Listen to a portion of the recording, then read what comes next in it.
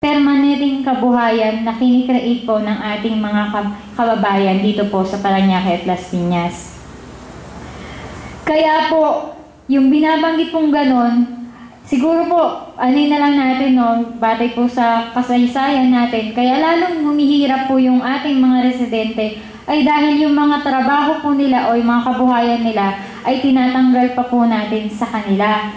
Kaya po, hindi po talaga masusolusyonan yung pagdami ng mga mahihirap sa Parañaque at Las Piñas, maging po saan pa mong mga lugar na yan, kung ganito po ang palagi natin gagawin. Tapos, kapag sinabi po natin na urban poor na po sila, ang karugtong naman po nun ay pagpapalaya sa kanilang mga tirahan dahil po yung kanilang bahay ay hindi kaaya-aya sa paningin ng mga negosyanteng aangkin sa lupa ng Parañaque. Kaya po, palagi sinasabi na yung mga urban poor settlers sa Parañaque ay dapat i-relocate o ilipat sa kung saan mang lugar. Hindi po ba't dapat ang ating suportahan ay yung mismong mga mamamayan ng Parañaque para po ayusin ang kanilang buhay at hindi para wasakin ang kanilang bahay at kanilang kabuhayan. Gayon din po, marami na po kaming public consultation na napuntahan at nangangamba po kami na ito pong public consultation na ito ay baka magaya po sa ibang public consultation na naganap po sa iba't ibang lugar. Na pag natapos na pong maganap ang ikatlong public consultation, magpupush through pa rin po ang proyekto dahil nagawa po yung isa sa kanilang requirements sa pagpapatuloy ng proyekto. Kaya po ngayon, hinihingi po namin yung assurance na dito po sa public consultation na to ay hindi po sana mangyari yung kahalintulad ng naranasan namin sa iba't ibang public consultation na inilulunsad. Dahil nga po, sabi namin, sa marami pong public consultation, ang nangyayari po, kami o yung mamamayan o yung iba pa pong mga ordinasyon na tumututol ay pinapakinggan lang pero hindi po na isasama doon sa dapat na maging bahagi ng mga resolusyon at na ilalabas pagkatapos po ng ganitong mga public consultation. Bukod din po doon, karugtong po nung sinasabi na mga proyektong iyan ng reklamasyon ay yung tinatawag po nating public-private partnership. Alam naman po siguro natin na sa buong bansa marami pong public-private partnership projects na ang karugtong po ay pagwasak sa bahay at kabuhayan ng mamamayan. At ito pong National Reclamation Project ay under po ng ating presidente na si Noynoy Aquino.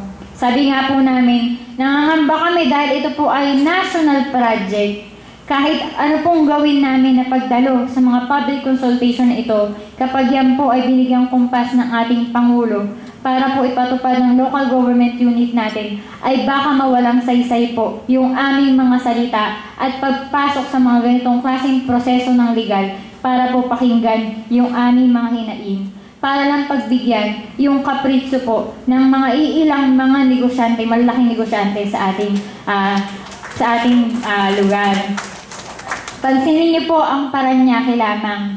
Kung dati po sinasabi natin na Kalakhan dito ay mga matagal nang nakatira sa Parañaque, sa ngayon po, pansinin niyo po ang bawat lupa sa kahabaan po ng Sukat Road, kung sino po ang may-ari niyan. Mabibilang niyo po sa kamay niyo. Diyan po ang SM, ang Ayala at iba pa. Nangunguna po na sila ang nagmamay-ari na ng lupa ng Parañaque at yung mga dating residente ng Parañaque ay patuloy na pinapalaya sa kanilang lugar. Kaya po, nangangamba po kami na baka wala ng mga matatagal na taga Parañaque dahil sa mga sunod-sunod na proyektong yan ng public-private partnership. Bukod din po doon, naninindigan po kami na patuloy po kaming lalaban at patuloy po namin ilalapit ang isyong ito sa iba't ibang organisasyon, hindi lang po sa ating bansa, kundi sa ibang bansa, para po isiwalat yung ganito pong nagaganap sa ating lugar. Kasi nga po, kung tayo po ay hindi makakahingi ng tulong sa local government unit natin, alam po namin na meron pa pong ibang mas malawak na arena ng labanan, hindi lang po sa ating bansa, kundi sa ibang bansa, para po ipakita na seryoso po kami na protektahan hindi lamang po ang bird sanctuary, hindi lamang po ang kabuhayan ng mamamayan ng Parañaque, kundi ang buong residente po ng Parañaque na tiyak na manganganib dyan po sa proyektong reklamasyon.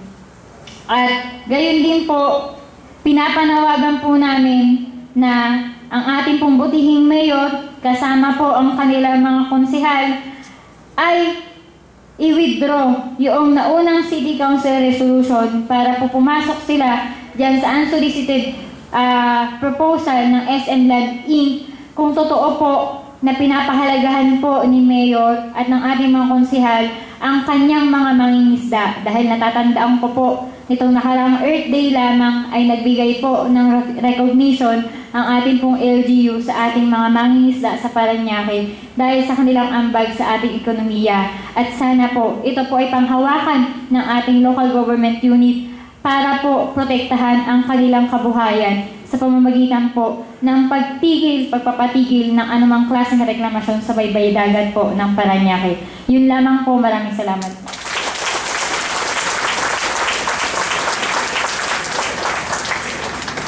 Maraming salamat, Glacy.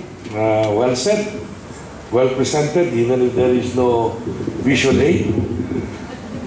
Ang susunod po nating iimbitahin po dito sa podium ay ang ating Father Herman Absede.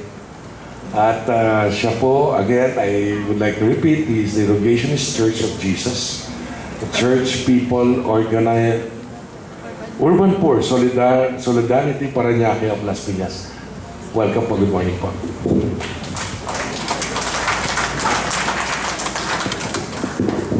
Magandang umaga po sa inyong lahat. Ako po ay si Father Herman, sinabihan ni Sir. Bahagi po ako ng kongregasyon ng Rogationists of the Heart of Jesus, Kaparian at mga brothers. Ang aming pong basis sa Marbil, kapani Attorney Bing ni Arroyo. At ako po ay member din na convener ng Church People Urban Poor Solidarity. Parang ito po ay ecumenical group kasama ng mga pastors ng iba't ibang reliyon. Sapagkat naramdaman namin sa Parañaque ang laki ng numero ng mga mahihirap na ang simbahan din ay kailangang mas malapit sa Kanya. At kami po, mga pastor ng iba't ibang reliyon, kasama na yung Katoliko, ay nakipag-ugnayan bilang in solidarity with the poor. Ang posisyon namin po din sa reclaim area ay parang nawawala yung isang factor na hindi namin kasi karamihan sa mga project na ginagawa. Pagkaminsan, ang factor ng mga mahihirap bilang isang element sa pag-consider ng mga development project ay parang secondary at minsan hindi na ho nasasama sa usapan. Ang pinakausapan lang palagi ay malaki ang magiging income nito sa local government, malaki ang magiging income nito sa mga corporation na gagawa nitong reclamation project na ito.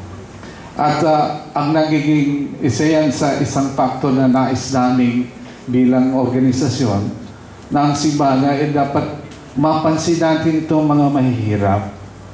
Sapagkat nung makita, napakinggan namin kanina, alam na po namin din yung mga pinahayag ni Dr. Tapang, ay talaga na naman po kapag nagkaroon ng mga ganitong sakuna at disaster, ang kawawa na naiiwan na mamatay ay mga mahihirap.